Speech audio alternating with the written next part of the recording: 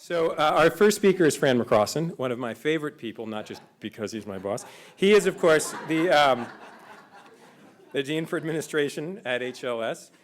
He received his bachelor's and his master's at BU. And prior to joining the law school in 2005, Fran was the Brown Med School Executive Dean for Administration and Finance from 1984 to 2005. He is married to Patricia McCrossan, and they have 4 children. I hear some of them might even like baseball.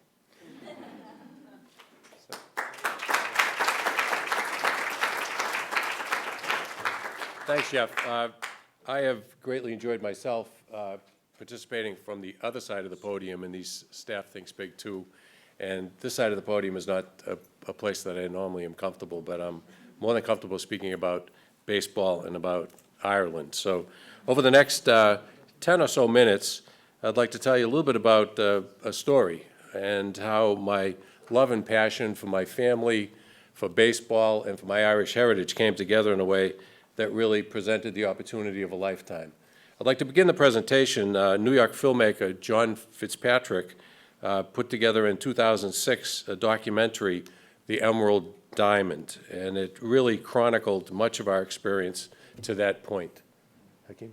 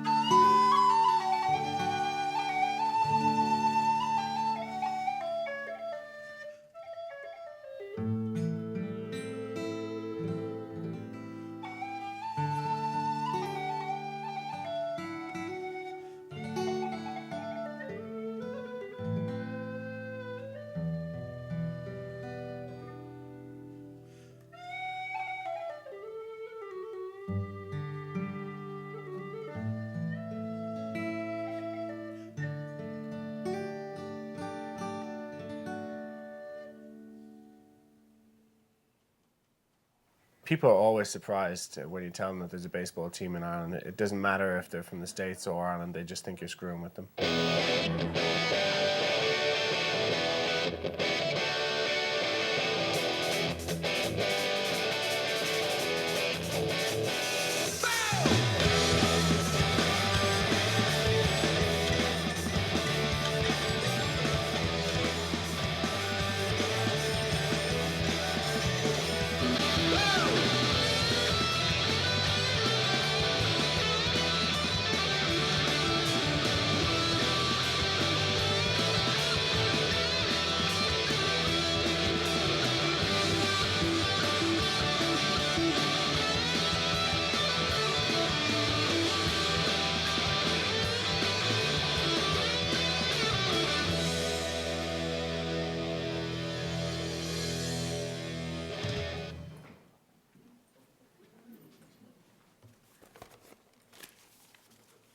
So now, here's the rest of the story.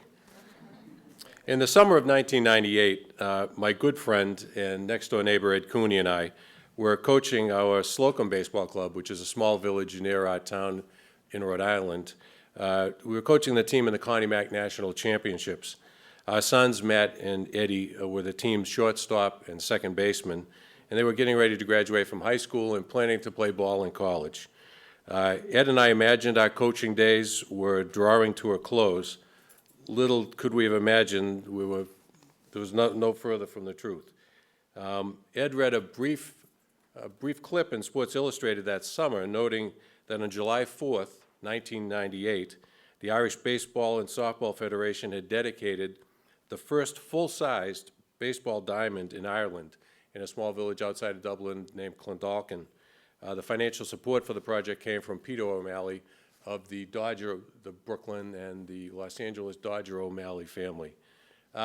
We took the opportunity to contact the leaders of Irish baseball and to congratulate them on the birth of their field, because we had just birthed our own field in Slocum, which is one of the nicest baseball diamonds in Rhode Island. If anybody wants to come down, I'll be happy to share a Guinness with you over the field.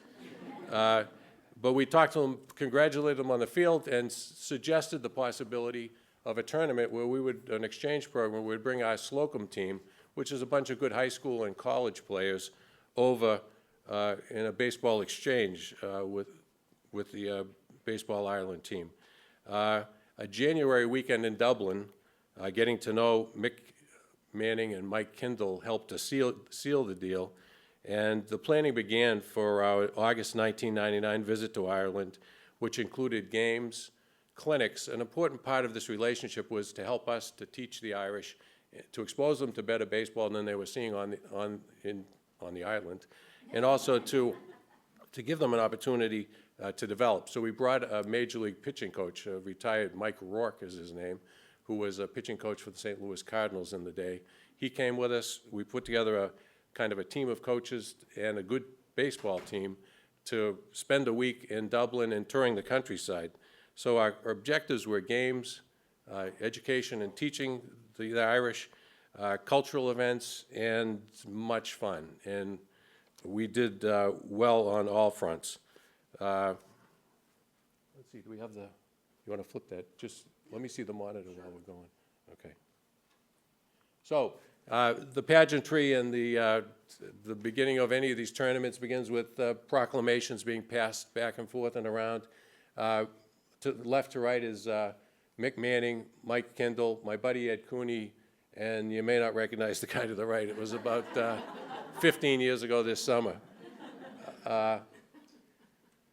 The Irish team was a fierce bunch of lads, but we did manage to tame them when we got off the field. Also, this is my son and myself as we're getting ready to take the field for the first game. What I'd say about playing in Ireland is it's interesting. The weather forecasts generally are for soft rain, light rain, or rain. And so the elements of playing meant that the fields had to drain and had to have good drainage systems. So the picture, to the left side of the picture, I'm speaking with the umpire-in-chief looking at the mound. The mound in the infield, what we call the infield mix, was very granular to allow the water not to puddle up. It was unlike any experience we had with infields, and we wouldn't have considered it a good infield in the States, but it allowed them to play through most kind of rain conditions. We happened to have good weather most of the time we were there. To the right is the dugout, which the tarp in that instance is not to keep the sun out. It's to keep the rain off your heads. So the cultural side of things, we were invited by the then U.S. Ambassador Gene Kennedy Smith, who was a big baseball fan and who had been at the dedication that previous July 4th to come and visit. We put the team together and dressed them up, and it was a very nice part of their experience in Dublin is to represent the country, but also to meet our ambassador. We also, I guess, experienced two of Ireland's finer exports, James Joyce and Guinness. And my nephews are holding the Guinness only after it. That's at the Guinness Brewery for the adults. Don't worry about it.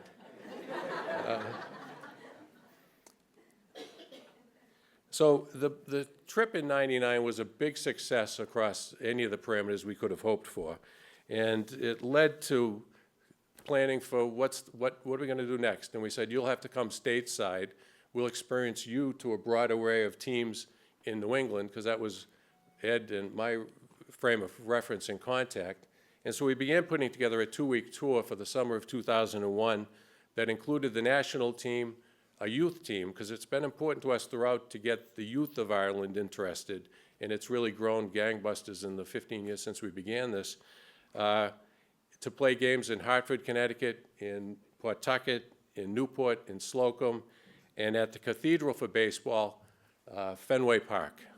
And in those days, you didn't get games at Fenway Park the way you do these days. We had some Irish contacts within the Red Sox organization. John Harrington was the president at the time, who thought the idea of having the Irish national team play there seemed pretty neat. And we found it, those of us who participated, just an experience that will be with us for the rest of our lives. I'd say also that as it's a cathedral for baseball, it was a deeply spiritual experience as well for we baseballophiles. We all had to have the requisite pictures taken in front of the Green Monster, which was fairly unadorned back in those days. Here's the Irish team. Here's our Slocum Club. The Brain Trust, so to speak, putting together the pregame planning. This is an interesting shot of, it's my son Matt is the player, but the view from the bullpen really was pretty neat. What was also pretty neat was the tomato crop that summer, which they were growing right inside the bullpen wall. I mean, who would have known? But the tomatoes weren't ready by this time in early August. So we were starting to get some media attention to this. TC, Tom Caron, this is again 15 years ago, early in his NESN career, interviewed us. This is a picture that my wife took of Matt and myself. Again, media attention at the local level in Rhode Island was something that we very much appreciated. At the end of this two-week journey, the Irish were so overcome that they gave my buddy Ed and myself Irish team jerseys with our names on the back and numbers. We thought that was really pretty neat. I mean, I still have it hanging and bring it out on St. Patrick's Day. To become honorary members of the team. Again, little did we know what we were getting ourselves into on that front. Another trip to Dublin in January. It's actually a pretty nice time to go to Dublin. I'm not sure what times aren't, but we made some good long weekends in January in Dublin. Got us to the point where the lads thought that we were legitimate. We had a game at Fenway. They saw how we coached our team. They asked us if we would coach them, the Irish national team, in the European Championships that were coming up that summer in Stockholm. Now, at that point, the European Championships were such that they were the play-ins to the Olympics. Whoever won the bracket would be representative of Europe in the bracket in the Olympics. Since then, baseball has been dropped from the Olympics, unfortunately. I think that was in '08. But back when we were involved, it was a very serious endeavor because it meant that you could end up playing the Olympics. To that point in the history, Ireland had never won a game in international competition, so our contracts were a limited time frame. We arrived in Stockholm in August of 2002. The opening ceremonies were much like at a very much reduced level, but like the opening ceremonies of the Olympics. There were 6 countries represented. The national anthems of each country were played. We had Sweden, Norway, Finland, Austria, Lithuania, and Ireland. And it really was quite special. And I guess the international language was the language the umps spoke, which they were terrible. But it was in English they were terrible, so I guess we could understand it. But to have a broad array of people from across, it was Europe, because these were the European Championships, was just a lot of fun. We did have some fair amount of, well, here's the Brain Trust again expanded. We did find that in this case that the team did listen to us when we were in the pregame strategy session, to the extent that we did have some success. In the first game against Lithuania, we beat the dreaded Lithuanians 8-7 in a barn burner.